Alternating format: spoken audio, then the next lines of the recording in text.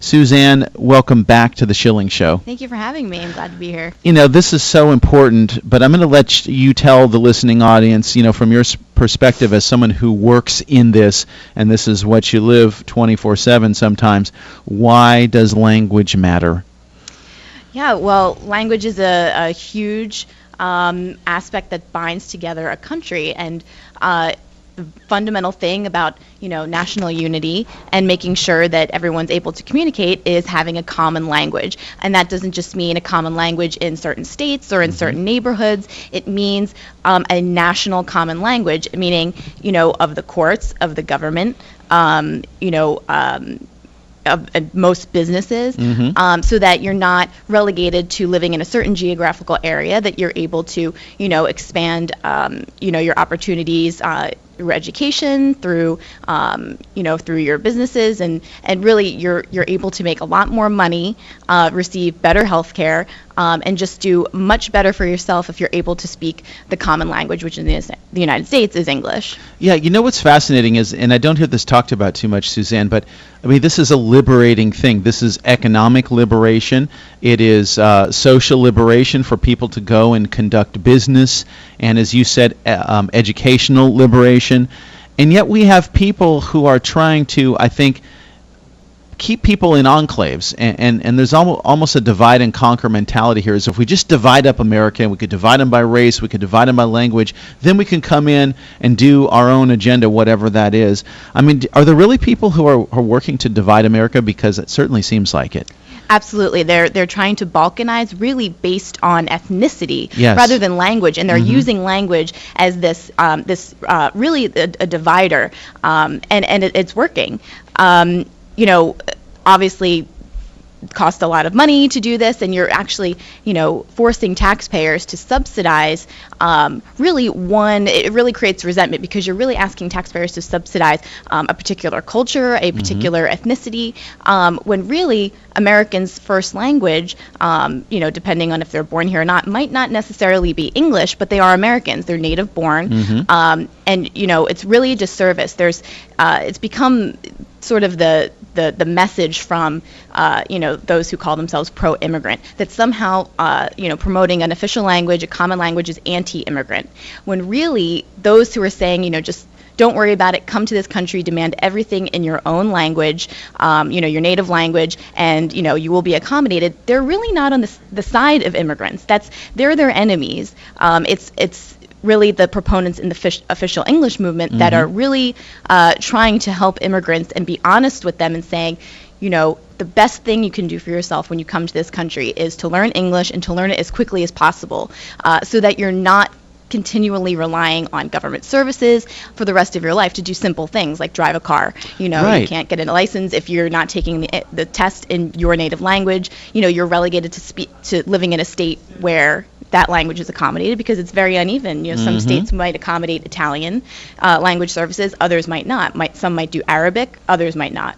So it's very discriminatory the way it is now, and the only way to make it non-discriminatory is to limit, mainly government services to one language, English. We're talking with Suzanne Bibby. She is with ProEnglish online at proenglish.org here on the Schilling Show. And so this is what's interesting. You mentioned the tests, and I'm thinking back to when I lived in California and I'd go into the DMV, and I don't remember how many languages it was at the time, but I think it was dozens. And the other day I got the list, and I was reading it on the air, and there was one language I'd never even heard of before, and somebody told me it was from sub-Sahara Africa or something like that. Right. And I'm thinking, what are we doing in this country? And if you think about it, people who are citizens need to take a test. They do need to take the test in English, and yet we're giving people a license to drive, pardon the pun, who can't even read our street signs. Absolutely. And, this is, there's one state that has actually passed a law to limit driver's license exams to English and not allowing interpreters. Really? Because that's Oklahoma, and they did it in 2009. Wow. But there are other states. There's always lots of bills in the state legislatures, but that's the same thing with official English legislation. There's that resistance saying it's anti-immigrant somehow. But every sign on the road is printed in English. There's no translations. This isn't Canada, where you have, a stop sign that also has a translation on the same sign in for French. Right. So it really is a problem. They're starting to do this actually in Europe. The UK has incredibly high number of people who get in accidents because they can't read the signs. So they're considering a ban now on all foreign language tests.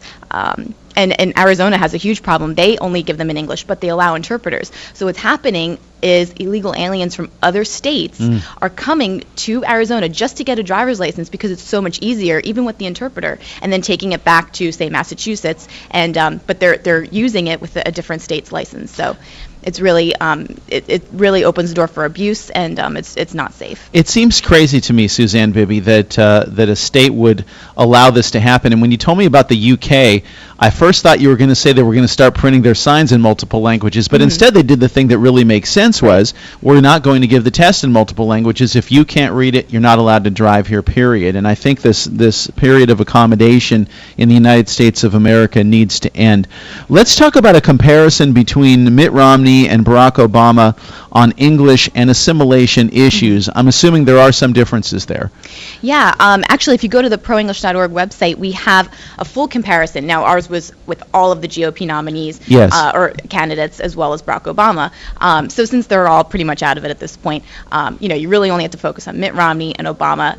We are graded them basically on 6 categories, and Obama unfortunately came up with an F based on A, B, C, D, E, or A, B, C, D, F. And Mitt Romney has a B, actually, which isn't great. Bad. It's not bad, but not great. And he could be better. There's room for improvement there. So, and it's, changing grade. If he says something that's really great in one of the categories, we bump him up in a grade. But basically, on official English, they're very different. Mitt Romney has said, although not very willingly or vocally, but he has said that he agrees with official English and making it the official language of the U.S. government. Obama, of course, you remember from 2008 in the campaign, he said, I don't understand all of this official English movement. It's not. We shouldn't worry about our children learning English. We should worry about them learning Spanish. So he's on the total opposite side of the spectrum there. And he also, has reaffirmed Clinton's executive order, which requires all federal agencies to provide any service they provide in any language requested. So he's really, it's a huge difference between the two. So that's something that I think voters need to look at. That is really extreme, and I had forgotten that and those points. I'm sure you've brought them to us previously, but on that issue alone, I think people really need to consider their vote. We've got just about a minute left with Suzanne Bibby from Pro English, and she's online at proenglish.org. Let's get into this issue of the official English legislation that's currently pending, and do we have hope? Because we talk about it all the time, but we're wondering if there's enough people to support it. There's definitely enough people to support it, and from both parties. Every time English has been voted on, whether it's in the states or especially in Congress, whether it's been an amendment to a bad immigration bill or something like that, it has passed overwhelmingly with a good number of Democrats and Republicans. The thing now is, maybe the Democrat Senate's not likely to bring it up as a standalone bill, but the House, there's still resistance there because it's an election year, and they still think that this is, at least the ones in the leadership, that this is somehow anti-immigrant. It will push votes away, pull votes away from them, from the Hispanic community, when really, it has well over 100 co-sponsors. We're at 113 right now. It never doesn't have less than that. It's really just a matter of, will they do it? And if they ever brought it to the floor, we know it would pass, and it would pass with a lot of Democrat votes. Well, let's hope that happens, and maybe right after the election in 2012 and the swearing in 2013 of the new Congress. Right. I'm very hopeful because I've been looking at this for a long, long time. And Suzanne Bibby, I want to thank you so much for joining us on The Schilling Show. Visit her online at proenglish.org. I hope the next time we talk, maybe this time next year, that we'll have some great news. Me too. Yeah. Thanks so much for your continuing efforts. I appreciate it. We're heading now into news and weather. Welcome back to the program, folks. I'm honored to be joined by Suzanne Bibby from Pro English. Tell us what your organization does, Suzanne. Yeah, well, you can find us online at proenglish.org. We were founded in 1993 with the mission to preserve English as the common unifying language of the United States, and to make it the official language of the federal government, and also of the state governments and of local governments as well. Now, so that's our main. I thought English already was the official language. Right. Well, it is super derogatory. Right. Well, it is the common language, but official means of the government and actually codified by law. So we don't have that actually. We're actually one of the only countries, about 92% of the world's nations have an official language, but the United States doesn't. Really? Mm-hmm. That's staggering. Yeah. So we're, Mexico has it. Obviously Canada, but they're officially bilingual, which we don't want to do. But we're really one of the only ones. So it's time for us to finally do it. And of course, it always has so much support. 87% of likely voters, the last time Rasmussen did a poll in 2010, found that 87% of likely voters want English to be the official language of the United States. But Congress still hasn't done it. There's a bill in Congress right now. It's H.R. 997. It's introduced by Representative Steve King from Iowa, and it currently has 113 co-sponsors. Lots of bills that pass all the time and are signed into law don't even have anywhere near that amount of support. It's a bipartisan bill. There are Democrats and Republicans on it, and it's time for them to do it. I mean, this issue's been around for decades, and it's Why is always there a had. holdout on this? Well, you have that. I'm sure you've heard this from other, people you've interviewed about, pro-immigrant, anti-immigrant argument that, English somehow is discriminatory against Latinos, that their first language is Spanish. This is, discriminatory, and it's going to pull votes away from, especially the Republicans. They think it's going to pull votes away from them and push them, to the other side. Although there's no proof that has ever happened. Arizona is a great example. In 2006, they on the electoral ballot, they had a question to make English the official language of the state to amend the Constitution, and that was the the same year that obviously Republicans lost the Congress that year, and then of course then the presidency in 2008. But they found that 47% of Hispanics in Arizona voted for the law. And of course, we always hear about George W. Bush, who always says, "Well, I got 44% of Hispanics vote in 2000." Well, he was kind of on the other side of this issue and on immigration. So clearly, the pro-English official language movement really does appeal to them because they want their children to learn English. They want them to be able to speak it, and it doesn't help. So far from being discriminatory, it is helpful. Absolutely, because right now it's the pro-immigrant argument has somehow become that you have to make sure that all of these language services are available. They're taxpayer funded. That you should just demand all these services in your own language, in your native language. When really that's very detrimental to immigrants who can't speak the language. The best thing that they can do is when they come here is to be told, and we really need to be honest with them that the best thing you can do for yourself is to learn the language and learn it quickly, because you'll make more money, you will be more likely to not have to rely on government, and you'll receive, you'll do better in school, you'll receive better health care, the whole 9 yards. And the census figures every 10 years show that those who they have limited English ability are the ones who are more likely to live in poverty and have a lot of, less educational success. So how are you going about trying to implement this right now? Well, we're on all fronts. We're on the local level, the state level, and the federal level. The federal level always has its problems with the leadership not wanting to do it. They always say, we'll wait till after the election. Well, this is a great election issue. You need to do it now. It's something that will bring both parties together because it's really a bipartisan issue. There's no evidence that grassroots Democrats really oppose this at all. They're very much in favor of it. On the state level, 31 states have made English the official language of their government. So there's 19 left to go. So we're always concentrating on those to see. Pennsylvania has one right now. We're actually trying to push that one through. We testified up there in 2011. And then also on the local level, the state of Maryland, actually, they've had a really great wave. I mean, their legislature is not one that's going to be passing this through anytime soon. So the county said, well, we're going to start doing it, county by county. So the first one to do that was Frederick County, Maryland, in February, and then Anne Arundel County started. They introduced an official English ordinance, and now Queen Anne's County, Maryland, has introduced one. And so it's starting. It's starting a good trend. At the federal level, and then say we're getting nowhere with this. Yeah, it started out as and go to the states. Yes, it started out. Yeah, very much. Actually, it started out in California with S.I. Hayakawa. He was a U.S. senator, and there was a lot of momentum in the early 80s surrounding official English to just amend the Constitution and put it in there.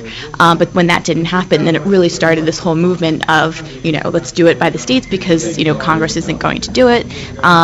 So yeah, there's a lot of momentum. It has never really faded. It's just very aggravating that Congress is, this isn't an important issue. And of course, it doesn't help that they don't tabulate the cost of multilingual government.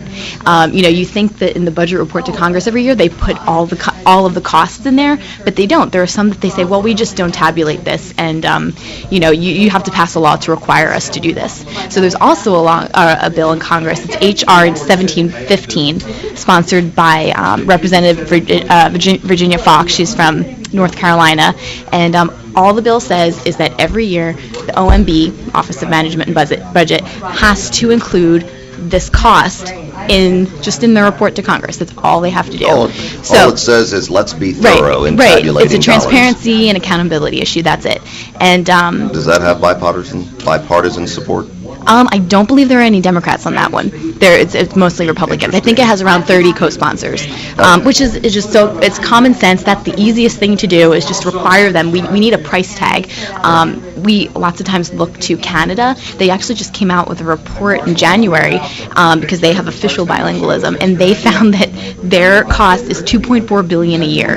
But they have 1/10 our population. We have 10 times more people here, and we accommodate way more languages. We have about 300 languages spoken in the United States. That's why there are no Democrats supporting that bill. Right. So if you go to DHS, we already have $1 trillion deficits. Right. Exactly. On paper. Exactly. Yeah. If you go to DHS, and they actually just issued a new memorandum saying we're renewing the call to make sure that anyone who has any issue speaking English, we will, give these documents. We will give you an interpreter. All of these things taxpayer funded in any language you want. So if you go to the DHS website, there are languages like simplified Chinese, Hmong,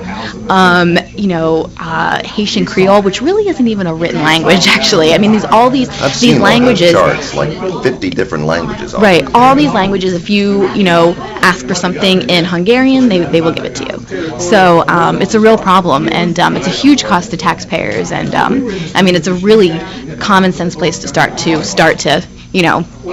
move toward official English, give them an actual price tag, and then that would be a good motivator. Absolutely. So, yeah. Now, how are you involved in the upcoming referendum?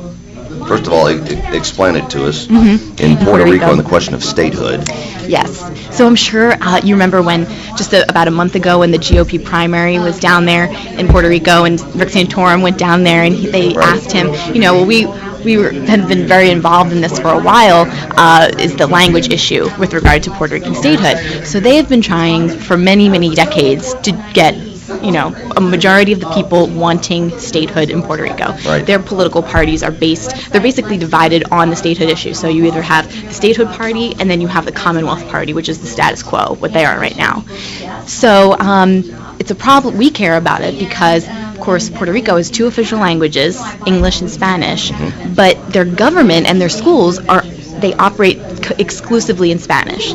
So this is a problem because, again, it would basically take us down the road of Canada, where you have only one territory, essentially, that has predominantly non-English speakers, but the translation costs are, you're basically forcing the rest of the taxpayers to, support this translation. Exactly. Yeah. So a lot of people try to compare it to Hawaii, but Hawaii is actually the opposite because they have two official languages. They're the only state that does Native Hawaiian and English, but it's the opposite. They operate in de facto English. If you wanted to move to Hawaii and send your children to school there, they're not learning their classes in Native Hawaiian. They're learning them in English. Sure. So that would also be another problem.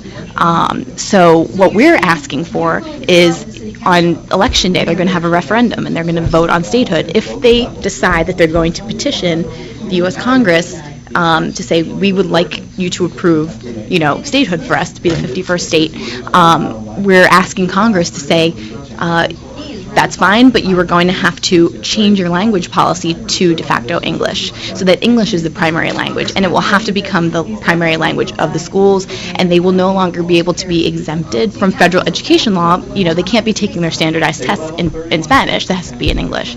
So those couple things, there's precedent for requiring those things. Every previous non-English speaking territory has been required to change their language policy. It's New Mexico, Oklahoma, Arizona, obviously Hawaii. You guys really have. How long have you been in existence, Pro-English? Since 1993.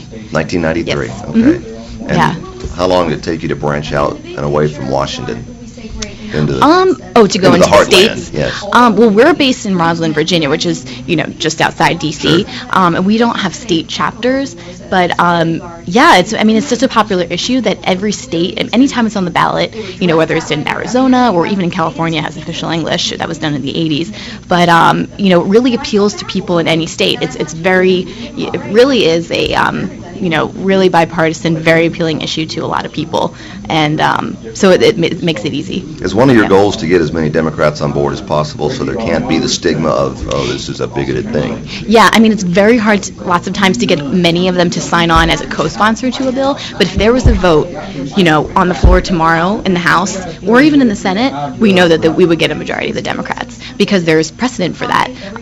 The last time English was voted on in the House was in 2010 on a Puerto Rican statehood bill, and it passed 301, I believe, to about, it was like 109 or something, and it was just an overwhelming victory. Sure. And also when they were trying to do the amnesty bills in 2006 and 2007 in the Senate, the Democrats took over in 2007. There were more Democrats in the Senate that year, and the official English amendments passed with a higher amount of yays from Democrats. It was like 17 Democrats that voted for it. Excellent. So it's a very unpopular.